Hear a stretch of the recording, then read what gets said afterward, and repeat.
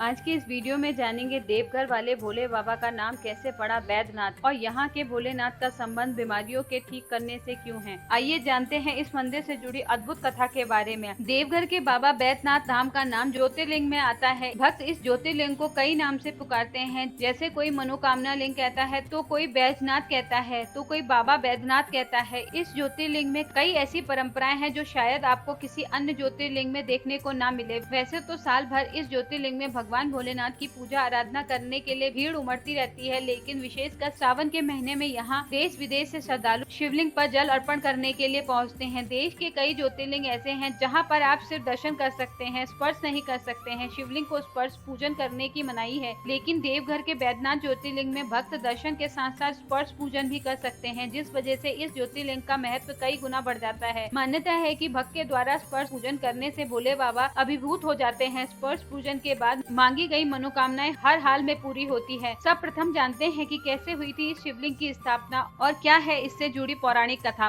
मान्यताओं के अनुसार रावण अपने जप तप से भगवान शिव को प्रसन्न कर शिवलिंग के रूप में लंका ले जा रहा था। लंका ले जाते वक्त भगवान शिव ने एक शर्त रखी थी, यदि शिवलिंग बीच रास्ते में कहीं रख दिया तो वह वहीं स्थापित हो जाएगा, वह रावण के साथ लंका नहीं जाएगा। रावण जब शिवलिंग को लंका ले जा रहा था तो रास्ते में उसे लघु शंका की अनुभूति हुई और उसने वह शिवलिंग बैजू नाम के एक बालक को पकड़ा दिया जो वहीं पे खड़ा था। रावण उस शिवलिंग को उस बालक को सौंपकर लघु शंका करने चले गए। तभी बैजू ने शिवलिंग को जमीन पर रख दिया और भोले बाबा वहीं स्थापित हो गए। यही कारण है कि इस शिवलिंग को बैजनाथ के नाम से भी जानते हैं। हालांकि बैजनाथ नाम का शब्द किसी शास्त्र में उल्लेखित नहीं है। तीर्थ पुरोहित बताते हैं कि शिवलिंग स्थापित होने के बाद कई देवी देवता पूजन आराधना करने के लिए यहाँ पहुँचे। देवताओं के वैद्य अश्विनी कुमार भी यहाँ भोलेनाथ की पूजा के लिए पहुँचे थे, लेकिन उस समय वह बीमार थे और उन्होंने अपनी बीमारी से राहत पाने के लिए पूरी विधि विधान से ज्योतिर्लिंग की पूजा की थी। पूजा आराधना करने के बाद उनकी बीमारी ठीक हो गई। तभी से इस ज्योतिर्लिंग का नाम बैद्यनाथ पड़ गया। बैद्यनाथ यानी वैद्य के स्वामी। स्थानीय लोगों के अनुसार यहाँ पे बहुत से लोगों की बीमारियाँ ठीक हुई हैं इस शिवलिंग के दर्शन और अभिषेक करने के बाद। आपको बैद्यनाथ मंदिर से जुड़ी कथा सुनकर कैसा लगा कमेंट बॉक्स में जरूर लिखें और सनातन धर्म से जुड़े ऐसे और वीडियो देखने के लिए मेरे चैनल को सब्सक्राइब करें।